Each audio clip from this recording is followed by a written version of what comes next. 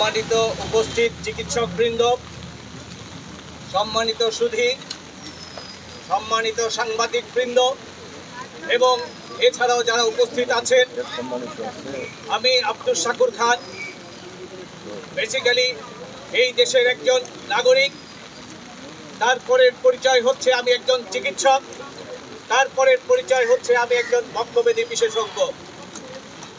আজকে আমাদের জাতীয় জীবনে যে মেঘের ঘনঘটা দেখছেন, যে ঘটনাগুলোর মধ্য দিয়ে আমাদের বাচ্চা সমতুল্য ছাত্র ছাত্রীবৃন্দ শুধুমাত্র অকাতরে জীবনই দেয়নি, একই সাথে হাজার হাজার ছাত্র ছাত্রী, সাধারণ জনতা হাসপাতালে অথবা অন্যত্র আঘাতপ্রাপ্ত হয়ে কাতরাচ্ছে।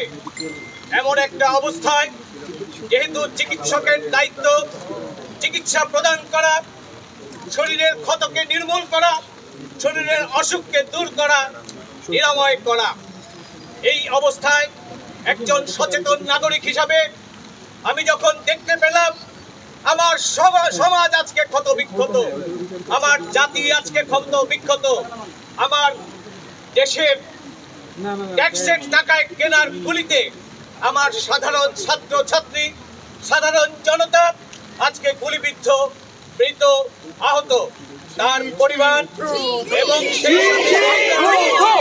সমগ্র জাতি আজকে এই ভারাক্রান্ত হৃদয় নিয়ে দিন অতিবাহিত করতেছি। আমি কথা বেশি বলবো না।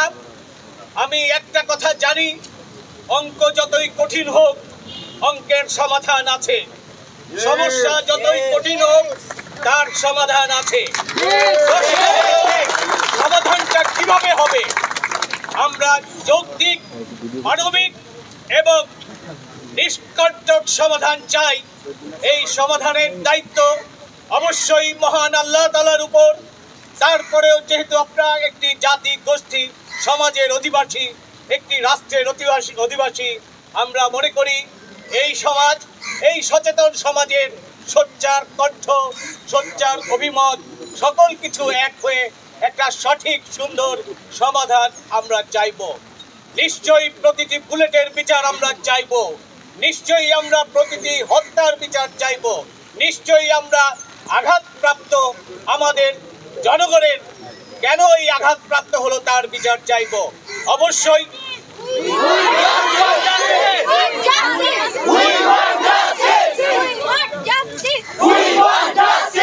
আমার হৃদয়ে রক্তক্ষরণ হচ্ছে, আমাদের মনে রক্তক্ষরণ হচ্ছে, রাজপথ রক্তস্নাত হয়েছে, বাংলাদেশ রক্তস্নাত হয়েছে, সাধারণ বৃষ্টি স্নাত। আমাদেরকে সেই ক্ষেত্রে কিছুই করবে না। আমি অনুগ্রহ করব, আজকে সকলের ব্যস্ততার মধ্যে আপনারা যারা এই সংক্ষিপ্ত প্রতিবাদ সমাবেশে এসেছেন, তারা দয়া করে আপনাদের ছাতাগুলো বন্ধ করুন। আমরা রক্তস্নাত জাতি, আমরা বৃষ্টি স্নাত হতে জানি। যতই আসুক, যতই প্রতিকূল পরিবেশ আসুক, সত্যের বিজয়, সত্যের অনুসন্ধান, সত্যের সকল কিছু ইনশাল্লাহ এই জাতি দেখে যাবে। আমার নিজেকে একটু ধিক্কার দিতে মনে হয়। আজকে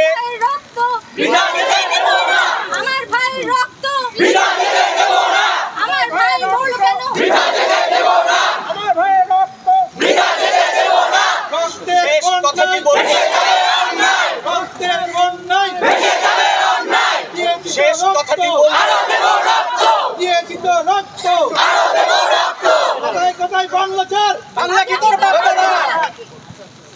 একটি কথা বলি, আমরা জানি আমাদের মধ্যে শিক্ষক আছেন, আমরা জানি আমাদের মধ্যে ছাত্র ছাত্রী আছেন, আমরা জানি, আমরা জানতাম শিক্ষক ছাত্র ছাত্রীকে পাঠদান দেয়।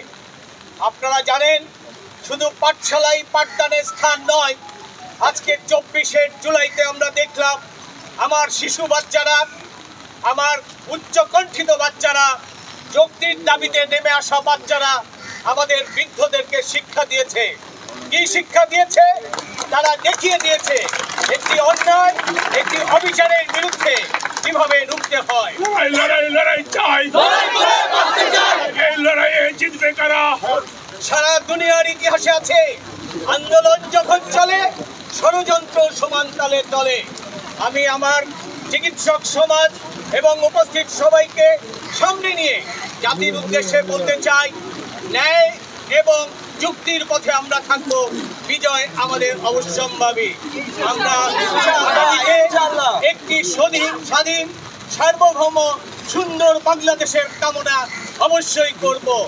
দিনে দিনে দেনা হয়েছে অনেক, এই দেনার ঋণ শোধ করে আগামী দিনে একটি সুন্দর বাংলাদেশ, সুন্দর সার্বভৌম স্বাধীন বাংলাদেশ, যেখানে এই নিপীড়ন থাকবে না, যৌক্তিক আন্দোলন থেমে যাবে না, এইভাবে থামানো হবে না এবং যুক্তির মাধ্যমে যৌক্তিক পর্যায়ে তার বিজয় অবশ্যম্ভাবী হবে।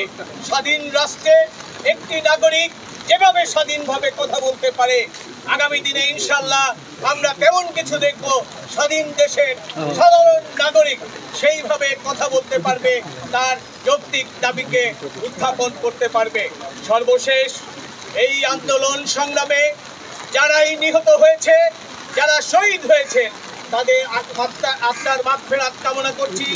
পরিবারের প্রতি আমাদের অকৃত্রিম সহানুভূতি জানাচ্ছি। যে সমস্ত মানুষ এখনো নিগৃহীত হচ্ছে, সেই নিগৃহীত মানুষের জন্য সমবেদনা জানাচ্ছি। বিজয় সুনিশ্চিত। আগামী দিনে সুন্দর সঠিক আন্দোলনে আপনাদেরকে সাথী হিসেবে অবশ্যই আমরা আশা করতে পারি। আল্লাহ হাফেজ।